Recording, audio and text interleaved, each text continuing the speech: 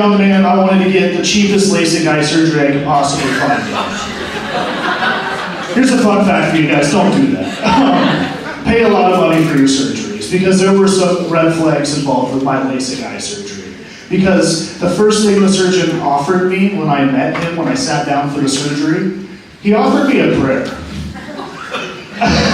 Thank you, sir. I don't care how religious the rest of you are, that should terrify everybody. Like, and I get that people are religious. He was literally like, sir, I offer elective prayers before the surgery. Would you like me to pray for you today? I was like, look at me, doctor, you need more faith in yourself. What are we talking about? And I could let it go. I could let a prayer go. People were religious, that's fine. But then there were other red flags, because as soon as I laid eyes on my LASIK eye surgeon, I noticed he was wearing glasses. That's the blind leading the blind. Are you terrified yet? I wish I took the prayer, because my eyes turned out just as bad after the surgery. That's the last time I get LASIK done in a church in Abilene, guys. I've been with my girlfriend for 6 years. I love her very much. Straight man here, but I picked up a new hobby. It's flirting with dudes. How you doing? It started out as a bit, as a gag. It was funny, you know. But then I quickly realized how starved for attention men are. Because I would go like, "What's up, handsome?" And they're always like, "Me?"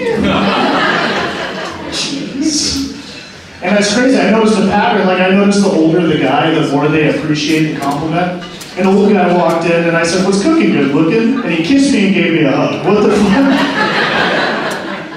I don't know, man. It made me notice how lonely dudes are. It's just a cry for help, how lonely they are. That's why they sneeze so fucking loud.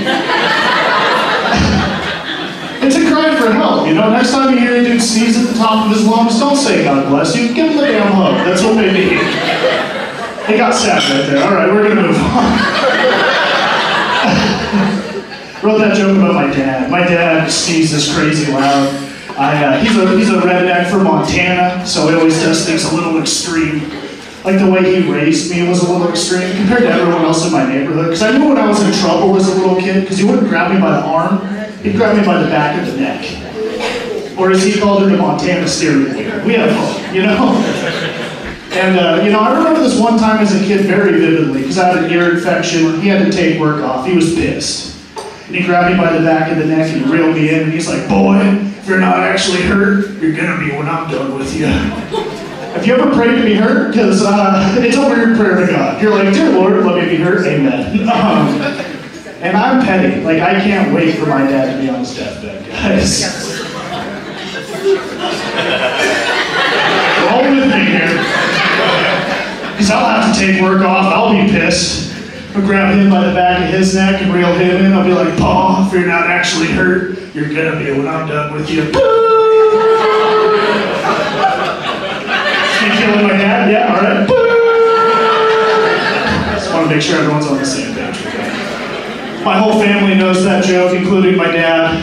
He thinks it's hilarious. Apparently we don't. That's okay. Oh man, my dad is hard to get along with, my mom knows that. And as a kid, my sister and I would get taken to a family friend's house, Eric. And Eric was a cool guy. He was kind and sweet, loving. He was the opposite of my dad. So as a kid, the feelings I had for Eric were confusing, right? One day I went up to my mom and I was like, "Mom, I think Eric should be my dad, because I love Eric more than Dad." That wasn't a punchline, by the way. She handled it super well, you know? She was like, "Shh, I love him more than Dad too, don't mess this up." Which is extra funny as an adult, because I got a paternity test done last February, and Eric is my dad, so. Growing up in a little town like Aberdeen, I always get bad advice, like I said, but, you know, growing up, I always got this one set of bad advice. Don't worry, every time I got hurt, my parents would be like, "Don't worry, Jeremiah, chicks dig scars." And I wish they were honest about what scars chicks actually dug. Because I've never once been laid off my emotional scars. Fuck you, don't pull that on me now.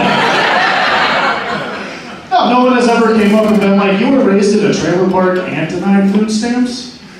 We gotta fuck right now, oh my god. I've had a lot of silly things happen. Like I recently got a new phone number, and the person that had the phone number before me died. I was getting texts and calls for a dead person. It was weird. I didn't know what to do when the mom texted me. She was like, honey, I can't bear to delete this phone number. I miss you, I love you, fly high, mom. And I didn't know what to say to a text like that. But I learned immediately what I should not have said to a text like that. Because I just responded, love you too, mom! And she was pissed. I had no choice but to ghost her like her dead daughter after that. I'm kidding, I sent her a dick pic instead, guys.